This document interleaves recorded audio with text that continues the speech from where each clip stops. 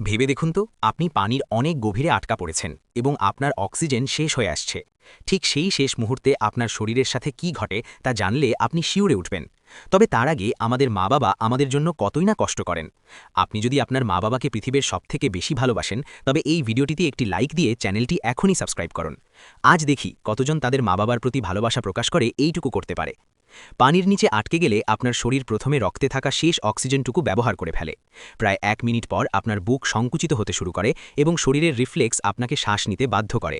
এর ফলে পানি সরাসরি আপনার ফুসফুসে ঢুকে যায় এবং আপনি সাথে সাথে দম বন্ধ অনুভব করেন। আপনার শরীর বাঁচার জন্য ছটফট করতে থাকে এবং উপরে ওঠার আপ্রাণ চেষ্টা করে। কিন্তু কয়েক সেকেন্ডের মধ্যেই আপনার মস্তিষ্ক কাজ করা বন্ধ করে দেয়। তখন আপনার শরীর লড়াই করা থামিয়ে দেয় এবং অজ্ঞান হয়ে যাওয়ার ঠিক আগে আপনি এক অদ্ভুত প্রশান্তি অনুভব করবেন। বাতাস ছাড়া মাত্র কয়েক মিনিটের মধ্যেই মস্তিষ্কের মারাত্মক ক্ষতি হয় এবং অবশেষে আপনার নিথর দেহটি অতল গহ্বরে তলিয়ে যায়, যেন এক সীমাহীন শূন্যতায় ওজনহীনভাবে ভেসে থাকা।